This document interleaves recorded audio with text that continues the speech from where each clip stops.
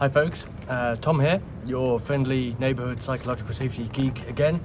I'm going to talk today a little bit about psychological safety and neurodiversity, and in particular the way that neurodiverse speech patterns and communication needs and preferences affect and look like around psychological safety. And I think probably the best thing to start with is the fact that I have, so my main critique, if you like, of the field of psychological safety over the past few decades has been that it's primarily been focused on a English-speaking, westernized, white-collar, and particularly neurotypical context.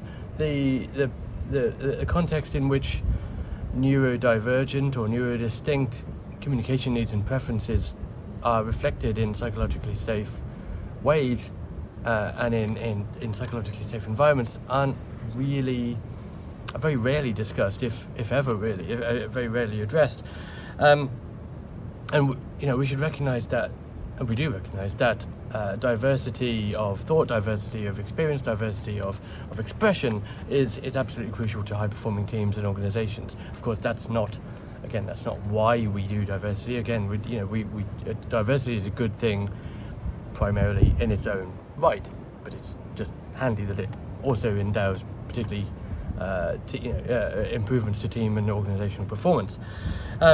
If you were to look at, if you spend too much time on LinkedIn, and which I wouldn't recommend doing, but if you did spend a lot of time on LinkedIn and you read all the psychological safety hot takes and stuff like that, you could easily be led to believe that psychological safety looks like speaking up verbally, boldly, in English, in a meeting, maintaining eye contact, shaking hands afterwards, and sort of, that sort of framing, and it might look like that to some people, but to many people it doesn't look like that. To many people it will, for many of us who have stutters or stammers or tics or different communication preferences or needs, it's going to look very, very different. Some of us, particularly those of us with ADHD, autism, dyspraxia, dyslexia, and other neurodivergences and neurodistinctiveness, we don't necessarily communicate in those ways. We don't prefer and we may find communicating in those ways either challenging or near impossible. We may communicate with tics and stammers. We may use more or fewer verbal gestures. We may need to, we may want or need to communicate in more written ways, or writing something down or drawing something even. We may need time to think about how we want to articulate something and sort of what we want to say and how we want to say it before we say it. So we might need some time. So if someone asks a question in a meeting, maybe we're the people that sit for 30 seconds or a minute or so, or a few minutes, and then we've got the thing we want to say. But of course, by then the meeting's moved on and it's all too late.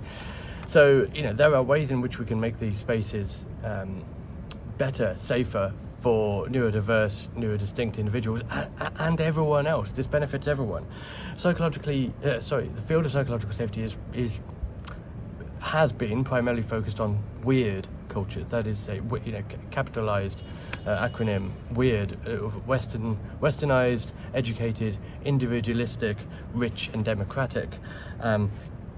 And the problem with framing psychological safety in that way is it actually damages, it can actually reduce psychological safety for the very people that need it most.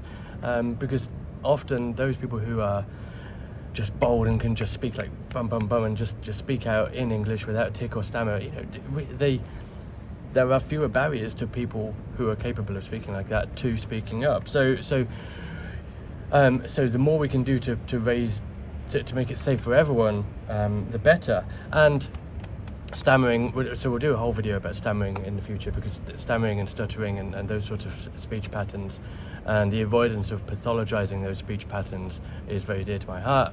I suffered from, I was diagnosed with dyspraxia at a young age, had speech therapy for a long time, and then developed a stutter or stammer later on in life, and that has meant that I can particularly reflect, I do feel quite strongly about how it feels to be trapped by this absence of voice and this block to speaking just through through the phone, through an absence of being able to articulate the phonemes that we're trying to say and are necessary to say.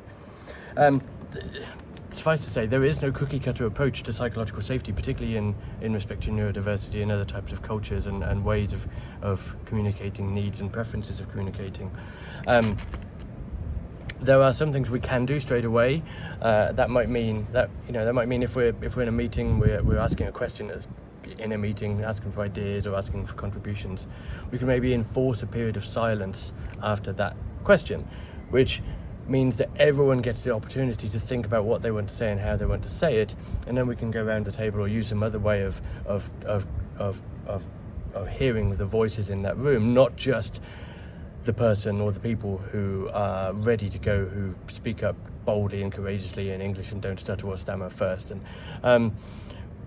And then we should also, we should try and encourage multiple modes of communication. Maybe that's encouraging written contributions as well as verbal contributions. And this is particularly easier in remote meetings and things like Zoom and things like that, because we can have multiple channels, right? We can have the verbal channel and the written channel, and we can also have other channels as well, like a live whiteboard or something else for people who want to or prefer or need to communicate in those ways, because we shouldn't forget that some people can't speak. Some people may use sign language or other sorts of ways of communicating, and we should be very, very careful that we don't default to the norm, right? The westernized weird norm. Psychological safety doesn't look the same for everyone. And we must remember that, because sometimes the field of psychological safety, particularly if you look on LinkedIn and places like that, can frame it in that light. So yeah, psychological safety doesn't look the same for everyone, and if we attempt to make it safe for everyone, no matter our preferences or needs, then yeah, we're making it safe for everyone to speak better, more clearly and articulately and safely. So yeah, if you want to find out more, head over to psychsafety.com as always for loads of newsletters, articles, community, online community you can join, online workshops, corporate training, online meetups, all sorts of other stuff. There's always at least one thing I forget. And of course, always feel free to email me, drop me a line at tom@psychsafety.com if you'd like to get in touch and find out more, have a chat or something. Brilliant. Have a great day, folks.